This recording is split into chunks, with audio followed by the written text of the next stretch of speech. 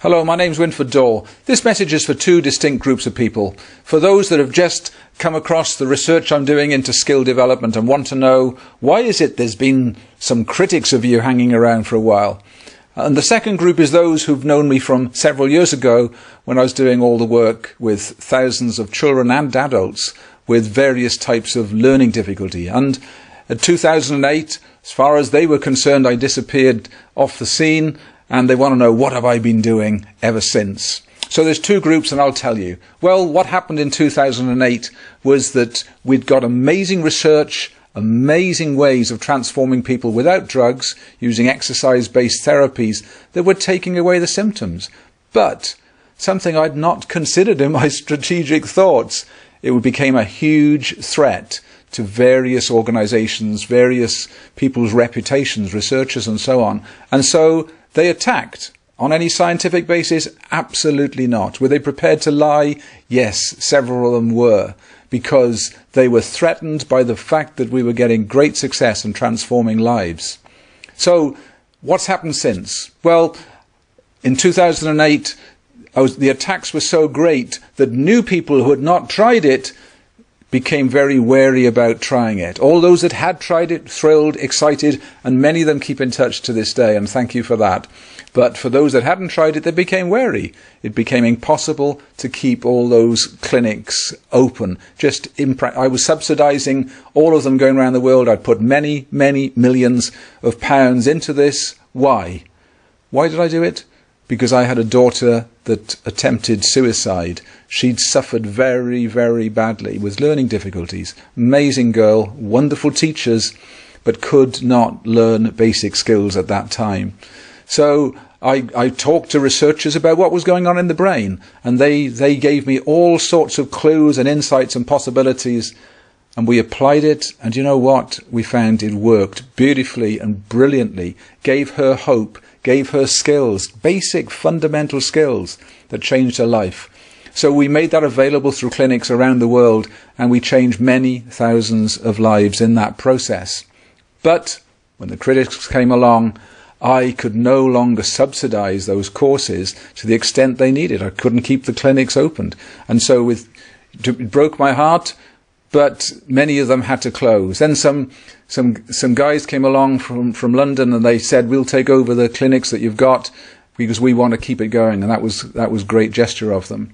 I was so ill. I was so exhausted from having pursued my life purpose because my pursuit of helping my daughter had become so important to me. I'd been a businessman for many years. I'd been very successful. So I'd got, assets that I could put into this project to put something back. Help Susie, help thousands of others, but it drained me. So I was so ill, I was so mentally and physically drained, I took 18 months off.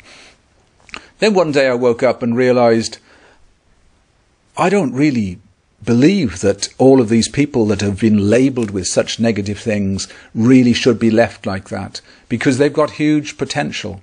And we started working on an app. I didn't want clinics anymore. I wanted an app that was all about skill development, bringing out the potential of children with autism or children that couldn't read or write or concentrate. They'd got skills hidden there. In fact, many of them were brighter than the average. So I realized that it was my job to come up with something that was all about skill development, that was very accessible, very affordable to all. So guess what?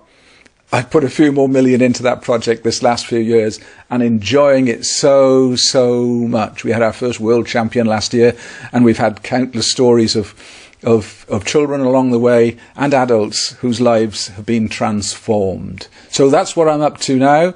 And we've got products now for the corporate world to help people perform far better in their work, be more confident, less stressed, and so on. We've got products, of course, for children, and we've got products for the elderly, and we've got products for athletes, all of them drug-free, things you can do at home, all online.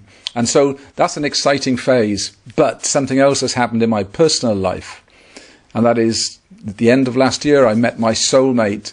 Ninko Moditsen is her name, and when I met her, she's from Denmark, when I met her, I realized that her life story was so parallel to mine. She'd had a child with serious autism, And when he's a young boy, the authorities wanted to lock him up and said, look, just lock him up, put him away.